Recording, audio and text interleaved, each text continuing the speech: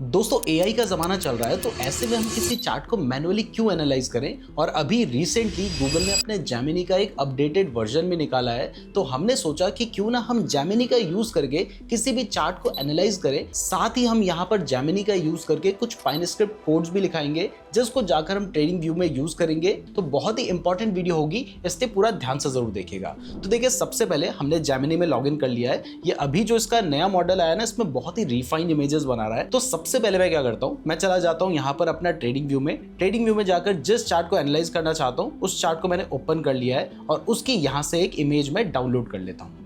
Image download हो चुकी है, तो अब हम आ जाते हैं वापस से जेमिनी में। अब यहाँ से हम इमेज को अपलोड कर लेते हैं, तो इसके लिए डाउनलोड्स में जाते हैं। ये इमेज है जो अभी हमने क्लिक की है और इसके बाद ओपन पे क्लिक करते हैं। अब जैसे ही ओपन पे क्लिक किया तो आप देख सकते हैं कि यहाँ पर हमारी जो इमेज है वो ऐड हो चुकी है। तो अब मैं यहाँ पर एक प्रॉम्प्ट लिखता हूँ। अब इसके बाद ये प्रॉम्प्ट में हम एंटर करते हैं और इसके बाद मैं चाह रहा हूँ कि ये जो इमेज मैंने अपलोड की है यहीं पर वो हमें बता दे कि यहाँ पर आपकी एंट्री होनी चाहिए, यहाँ पर आपका टारगेट होना चाहिए, यहाँ पर आपका स्टॉप लॉस होना चाहिए, और उसकी एक इमेज क्रिएट करके दिखा दे ताकि हमारे लिए समझना आसान हो जाए। तो यहाँ पर इसने अपना बड़ा लंबा चौड़ा लॉजिक तो दिया है, तो हम इसको कहते हैं कि इमेज क्रिएट करो। तो अब यहाँ पर ये इमेज क्रिएट कर रहा है। देखते हैं कि जो हमने इसे समझाने की कोशिश की है ये समझा है या फिर नहीं। तो दोस्तों, इसने इमेज क्रिएट कर दिया है जिसमें मार्किंग्स भी कर रखी है। तो अब इस इमेज को देखते हैं। तो यहाँ पर ये इमेज है, लेकिन इसमें एक इसने कमी कर रखी है कि इसने सब कुछ समझा है, चार्ट में ही सब कुछ मार्क कर रखा है, लेकिन यहाँ पर जो प्राइसिंग है वो गलत मार्क किया है। यहाँ पे देखिए, मैंने इसे ये वाली इमेज दी थी, जबकि इसने जो हमें रिजल्ट दिया है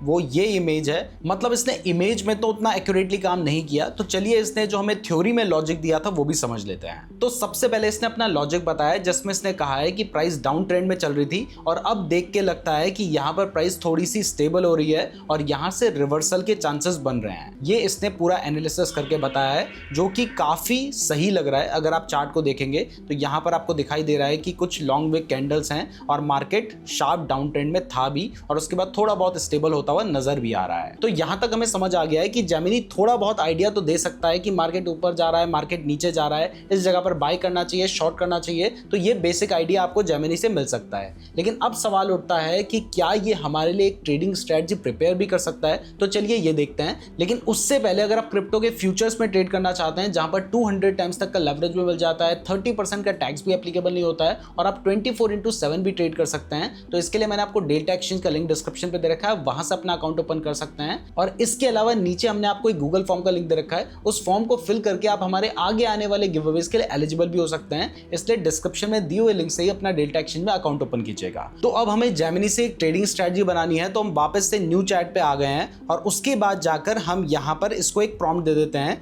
तो यहाँ पर हमने इसे कमांड दे दी है। अब देखते हैं कि ये क्या पाइन स्क्रिप्ट लिखता है, और उसके बाद हम जाएंगे यहाँ पर अपने ट्रेडिंग व्यू में और उसके बाद उस पाइन स्क्रिप्ट को हम यहाँ पर कॉपी कर लेंगे। तो यहाँ पर आप देखिए कि इसने हमें EMA और RSI की एक स्ट्रेटजी दी है, जिसके लिए इसने पूरी पाइन स्क्रिप्ट यहाँ पर लिख दी है और वो 1 आवर के टाइम फ्रेम में लिखी है। तो अब हम इस पाइन स्क्रिप्ट को यहाँ से कॉपी कर लेते हैं। हमने कॉपी पे क्लिक कर दिया है। उसके बाद हम आए हैं पाइन एडिटर पे। यहाँ पर आने के बाद पुराना कोड हमने हटा दिया है और जो नई स्क्रिप्ट है उसको हम यहाँ पर पब्लिश कर देते हैं। तो ये पब्लिश हो चुकी है और उसके बाद देखिए, ये तो कुछ ज्यादा ही खतरनाक निकल गया, जो कि इसने लगभग 1 साल 8 महीने पे टेस्ट किया है। अब देखिए, इस स्ट्रेटजी के अकॉर्डिंग यहाँ पर इसने EMA और RSI के हिसाब से कुछ इंडिकेटर भी लगा रखे हैं और हमें यहाँ पर कहाँ पे शॉर्ट करना है, कहाँ पे लॉन्ग करना है, ये भी बता दिया है। जैसे यहाँ पर इसने लॉन्ग करने के लिए कहा था, यहाँ पर इसने शॉर्ट करने के लिए कहा था।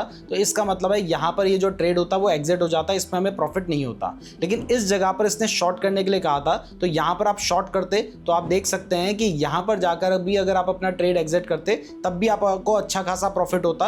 इस हिसाब से अगर हम कैलकुलेट करें तो यहाँ से लेकर यहाँ तक मोटा मोटा 2% के आसपास बिटकॉइन गिरा था और आप लेवरेज लेके काम कर रहे होते तो फिर आप सोच सकते हैं कि आपका जो प्रॉफिट होता वो काफ़ी बड़ा होता। अब इसके बाद देखते हैं कि कहाँ पर इसने हमें इससे पहले सिग्नल दिया था। बीच में ना जाने क्यों सिग्नल दिखाई नहीं दे रहा है, लेकिन इस जगह पर इसने शॉर्ट पोजीशन को एग्जिट करने के लिए कहा था, जो कि इसने पहले शॉर्ट करने के लिए कहा था।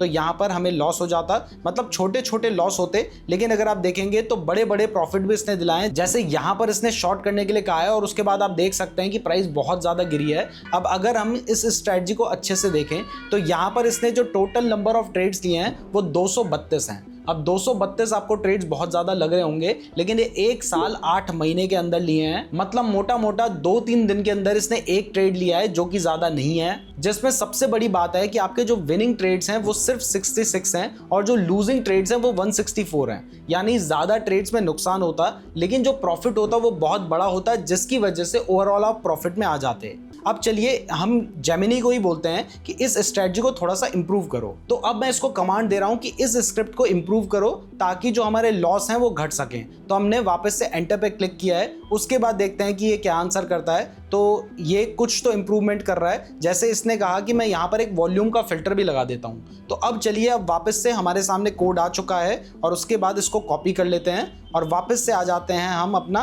पाइन एडिटर में। यहाँ पर जाने के बाद हम कंट्रोल पेस्ट हमने किया, पब्लिश इंडिकेटर पर क्लिक कर दिया और ये हमारी जो स्ट्रैटेजी है वो पब्लिश हो चुकी है।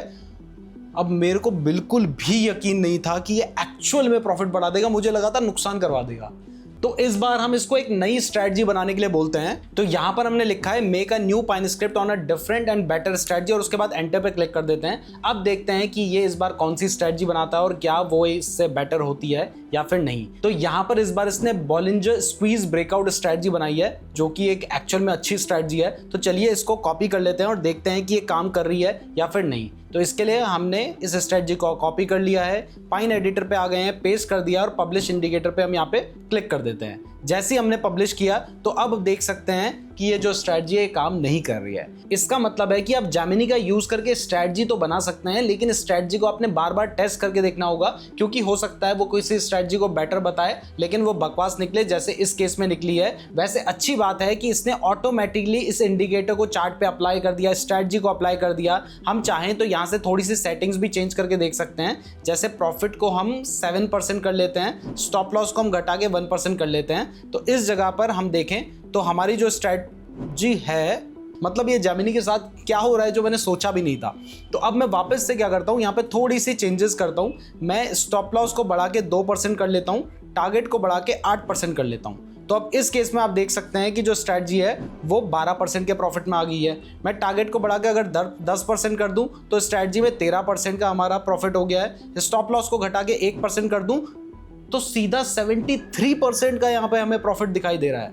मतलब अगर 1% का मैं स्टॉप लॉस लूं और 10% का मैं प्रॉफिट लेने के चक्कर में बैठा रहूं, तो यहाँ पर 2 साल में इस स्ट्रैटेजी ने 73% के रिटर्न्स दिए हैं। तो आप सोच सकते हैं कि थोड़ा सा चेंज आपकी स्ट्रैटेजी में कितना बड़ा चेंज लेकर आ सकता है। मतलब मज़ा आ गया मुझे इस वीडियो को बनाने में, क्योंकि ऐसी चीज़ें देखने के लिए मिली है। यहाँ पर इसने टोटल 187 ट्रेड्स किए हैं, यानी अगेन 3-4 दिन में एक ट्रेड ले रहा है, जिसमें 90 लॉन्ग करने के ट्रेड्स थे, 97 शॉर्ट करने के ट्रेड्स थे। बट सबसे बड़ी बात है कि 140 ट्रेड में लॉस हुआ है, बट लॉस कितना था? 1% का था। जबकि सिर्फ 34 ट्रेड्स में प्रॉफिट हुआ है, लेकिन वो प्रॉफिट 10% का था, जिसकी वजह से हम ओवरऑल प्रॉफिट में आ गए। अब अगर मैं 1:2 के हिसाब से रखूं, यानी मैं यहां पर जाकर अगर इसको 10% और स्टॉप लॉस को 5% कर देता हूं, तो इस केस में हमारा जो प्रॉफिट है वो 14% के आसपास रह गया है। अगर मैं इसको 3% और इसको 9% कर दूं तो इस जगह पर हमारा जो प्रॉफिट है वो 45% है।